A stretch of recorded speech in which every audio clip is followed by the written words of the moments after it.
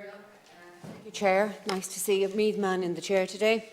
Minister, you're very welcome to the House. This bill is of huge importance, as is any legislation concerning planning and development of this country, which is one of the fundamental tasks of government at a national and local level. I'd like to begin today by addressing what this bill seeks to do.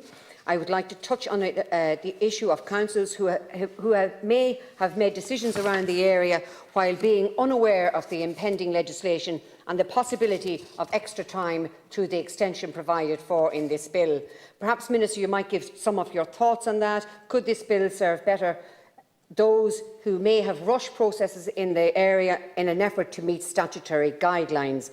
This bill provides for an additional period for up to 1 year for the preparation of the development plans by planning authorities in response to the disruption to plan-making programmes. The bill amends sections of the Planning and Development Act 2000 to provide for an additional 1 year extension to be given to developers of commercial and domestic site developments alongside that of the current 6-year statutory period they are provided under the 2000 Act, along with the additional extraordinary period of 6 months for the preparation of a new development plan, it may be as necessary due to the carried risks of COVID-19 on public health at the discretion of the Minister. The putting of the place of contingency measures in order to ensure the proper and continuing operation of the planning process is of the highest priority right now, and careful consideration of the level of disruption that the imposition of COVID-19 restrictions has had on construction is essential.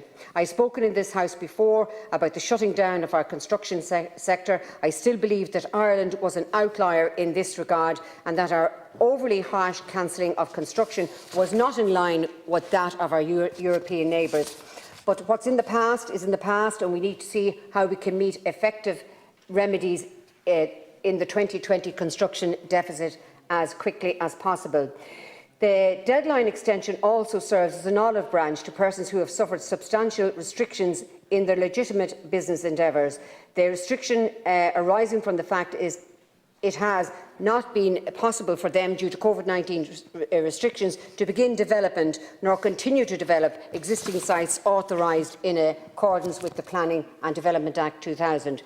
Minister, I would like you to consider offering our elected councillors independent legal and planning advice on upcoming plans. Many councillors take the county development plan very, very serious. How they shape the fabric of one's county is indeed a serious business. So receiving the correct legal and planning advice, independent from the executive, is crucially important, as most council executives have been instructed by the Office of the Planning Regulator on how to approach the upcoming plan. This is not the correct way. This is a people's plan, and outside interference by any government body is wrong. My slight grievance, Minister, is for those councils who may have rushed vital steps of the preparation of development plans. Even with this time extension, steps may not be retaken in a more measured fashion. I understand that we've all been dealing with less than satisfactory circumstances with the past year.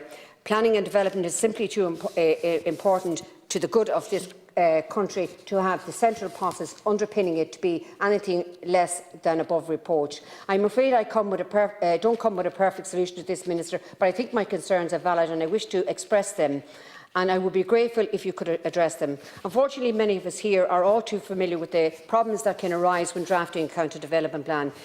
It is bad enough when the problems are unavoidable, out of control, but when they arise out of wilful obstinance is another entirely matter. Meath County Council, like many councils around the country, are in the process of drafting its county development plan. There have been a string of meetings around the county development plan with vital submissions given by both councillors and stakeholders. These meetings were publicly held online video conferencing, and there exists 80 hours of audio and videos, and these which the council are proposing to destroy. Bizarrely, none of this has been made available to local councillors, with members of the executive refusing to grant access unless under supervision by them.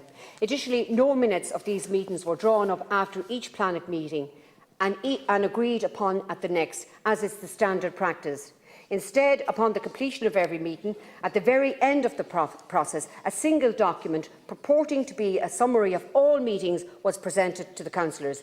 And even then, multiple councillors raised serious concerns that the document, namely, that is not accurately reflective of what has transpired at the meeting, and yet such concerns were dismissed out of hand, and councillors are being asked to approve potentially inaccurate or incomplete minutes to meetings held weeks or months ago, which they may or may not have attended personally, and at the same time being denied copies of raw video and audio footage, which is in the hands of the executive. Sorry, just the minister wasn't. I understand that, but but remote meetings were introduced by your department, and I think it's really important, you know, in the interest of transparency, that the councillors are given access to this data. You know, they have taken, at this moment, they have sought through a freedom of information a request to see, to hear and to see the video tapes. Senator. And if you could please write to them, and I wouldn't like our council to end up in the High Court. Thank you so much, Minister.